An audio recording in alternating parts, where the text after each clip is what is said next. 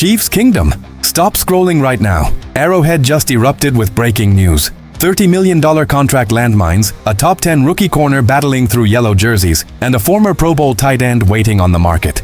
Insiders dropped the rumor last night, and here is your first concrete payoff.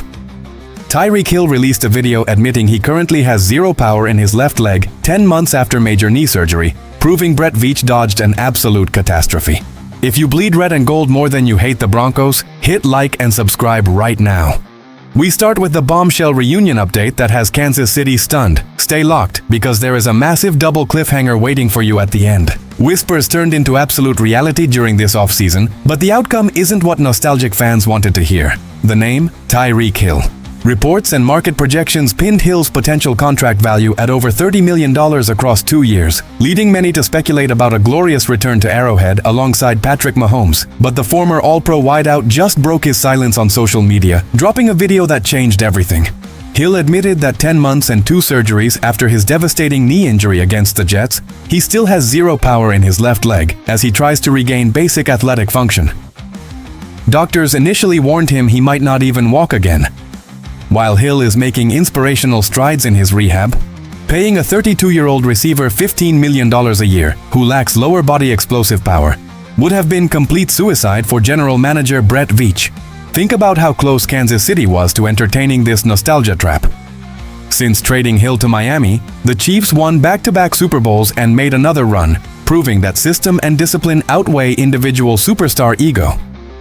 However, if the current receiving room sputters early in September, desperate voices in the media will inevitably demand that Veach sign Hill on a dirt-cheap veteran discount if he gets medically cleared late in the year. But chasing names on the back of a jersey for old time's sake is how dynasties crumble from within. Patrick Mahomes needs reliable, healthy targets who can run full route trees today, not rehabbing veterans hoping for a miracle comeback.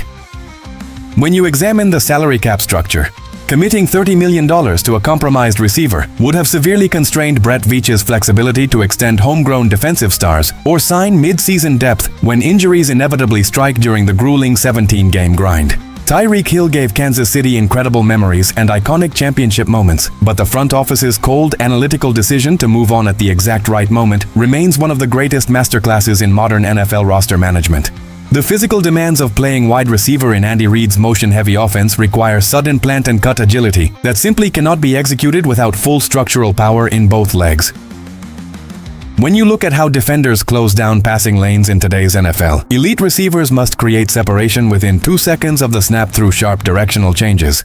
Without that sudden burst in his left leg, Hill would be reduced to a straight-line threat, allowing modern cover 2 schemes to cap him easily without dedicating double coverage. Brett Veach recognized this harsh reality before anyone else, resisting the emotional urge to bring back a fan favorite and instead preserving precious cap space for sustainable roster depth.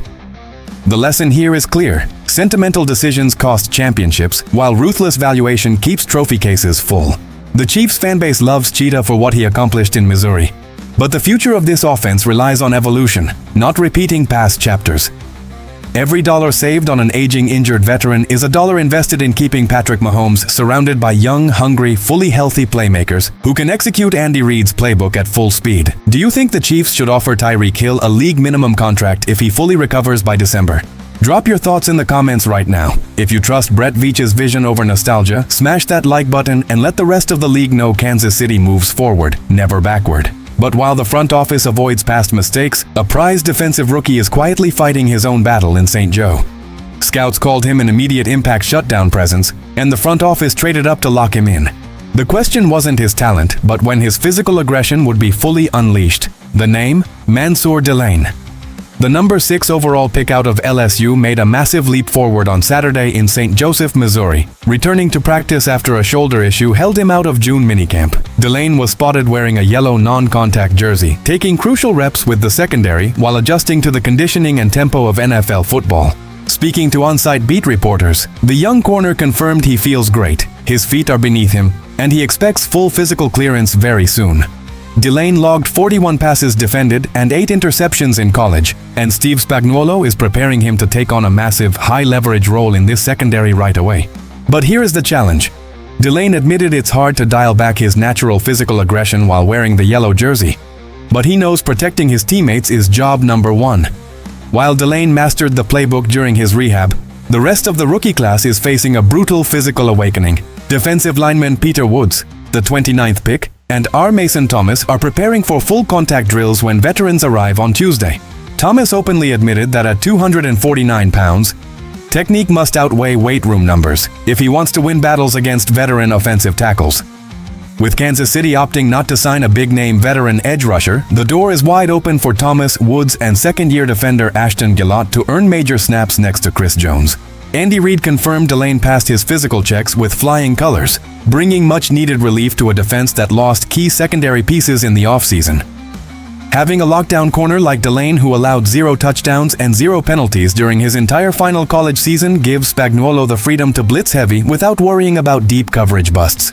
The transition from college to Spagnuolo's defense is notoriously difficult for rookies due to the endless pre-snap adjustments, but DARREN's high football IQ has allowed him to digest the entire playbook while standing on the sidelines during OTAs. As full pads go on this week, coaches will be watching closely to see how his shoulder responds to live tackling drills against physical running backs in the open field. The psychological transition from rehab to full-speed collision is always the hardest hurdle for a young defensive back. DARREN has to trust his shoulder structure completely when diving to break up pass attempts or shedding blocks on perimeter run plays. Steve Spagnuolo's secondary demands absolute fearlessness, and seeing DARREN embrace that mental battle early in camp gives coaches immense confidence. Furthermore, his ability to play both outside boundary corner and slide inside to the nickel slot provides Kansas City with rare tactical versatility. When facing elite passing offenses with multiple dynamic receivers, having a corner who can seamlessly switch assignments pre-snap eliminates mismatches before the ball is even snapped. The bond he is forming with fellow defensive rookies like Peter Woods creates a unified defensive identity that will pay massive dividends when adversity hits late in the third quarter of playoff games. Is Mansour DARREN guaranteed to be a day one starter in this defense? Let me know in the comments below. If you are ready to see this young defense bring the hits, hit subscribe right now to join the Kingdom Daily. But as the young secondary builds chemistry, a massive question mark at tight end is forcing coaches to look at a former division rival. A move that costs virtually nothing could yield massive red zone dividends, and front office analysts are crunching the numbers. Sources say the scouting department has kept tabs on his training updates all summer long. The identity everyone is whispering about?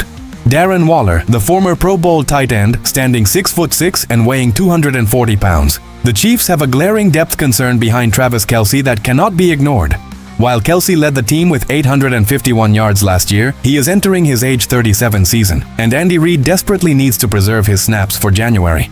Backup Noah Gray is coming off the worst season of his career, posting a miserable 58% catch rate with 0 touchdowns. Meanwhile, unproven players like Jared Wiley, Jake Brenningstool, Trey Watson, and Mason Pline are fighting for crumbs without offering any proven red zone production. Enter Darren Waller. Coming off a stint in Miami where he caught 6 touchdowns in limited action, Waller remains a free agent looking for the right championship contender. At 6'6", Waller presents an instant mismatch inside the 20-yard line. Pairing his size with Patrick Mahomes' uncanny ability to exploit defensive leverage would give Kansas City a lethal 2 tight end set that defenses cannot counter with standard personnel. Best of all, because Waller has sat on the market, any contract would be a low-risk veteran deal with minimal cap consequences if it doesn't work out. Bringing in a former Pro Bowler who previously tortured the AFC West during his Raiders days adds a wildcard element to an offense that lacked size in the red zone last year. Andy Reid's offense has always thrived when utilizing 2 dynamic tight ends, going all the way back to his early days in Philadelphia and Kansas City. Adding a veteran like Waller takes immense physical pressure off Travis Kelce during grueling regular season games against physical linebackers, allowing Kelce to stay fresh for late fourth quarter drives. Waller's ability to stretch the seam forces safeties to stay honest in coverage, which directly opens up intermediate crossing routes for speedier wide receivers underneath. Given that his contract would feature non-guaranteed veteran terms, Brett Veach could bring him into camp tomorrow with 0 long-term financial risk to the franchise's cap space. Think about the nightmare scenario for opposing defensive coordinators inside the 15-yard line. You have Travis Kelce flexing out wide, Darren Waller lined up in line, and Patrick Mahomes operating out of the shotgun with full freedom to audible. Linebackers cannot cover both tight ends in space, and safety help cannot split the field fast enough to stop back shoulder throws into the back corner of the end zone. Waller's track record as a red zone finisher speaks for itself, and under Andy Reid's creative play calling, his physical tools would be magnified tenfold. Kansas City struggled at times last season converting high-percentage scoring drives in tight windows. frequently settling for field goals when touchdown drives were needed. Signing Waller solves that structural deficiency overnight without requiring draft compensation or high salary cap commitments. It is a low-risk, astronomical reward scenario that perfectly aligns with Brett Veach's championship timeline. Do you think Darren Waller is the missing piece for this offense? Drop your takes below. Smash that like button if you want Veach to make the call today. But before we conclude today's emergency report, we have to analyze the big picture as the entire AFC prepares to dethrone the champions. 3 massive storylines, 1 definitive reality. Kansas City is building a bulletproof contender. Avoiding a $30 million mistake with Tyreek Hill proves the front office is focused on long-term dominance rather than short-term hype, while rookie Mansour Delane's return to practice shores up a brand new secondary hungry to make a statement. Meanwhile, adding a veteran target like Darren Waller could give Patrick Mahomes the ultimate red zone weapon to protect Travis Kelce's workload heading into another championship run. The national media is searching for cracks in the dynasty, but Brett Veach and Andy Reid are executing a masterclass in roster construction right before our eyes. With full team practices kicking off this Wednesday in St. Joe, the intensity inside Arrowhead is reaching a boiling point. Now, I need 3 quick actions from Chiefs Kingdom right now. 1. Smash that like button if you know this defense is going to be top 5 in the NFL this year. 2. Comment below with your boldest prediction for rookie corner Mansour Delane. 3. Hit that subscribe button right now with notifications turned on, because every single new subscriber proves to Raiders, Chargers, and Broncos fans that Chiefs Kingdom runs the AFC West. But pay close attention because here is the edge of the cliff. Insiders report that a rival AFC contender is actively trying to outbid Kansas City for a veteran free agent weapon, hoping to steal him before Wednesday's full team practice. On top of that, a shock locker room rumor suggests one of Kansas City's defensive starters might be involved in trade talks before Week 1. Which move happens first? Stay locked, hit subscribe, and let us make the entire NFL fear Arrowhead. See you in the next update.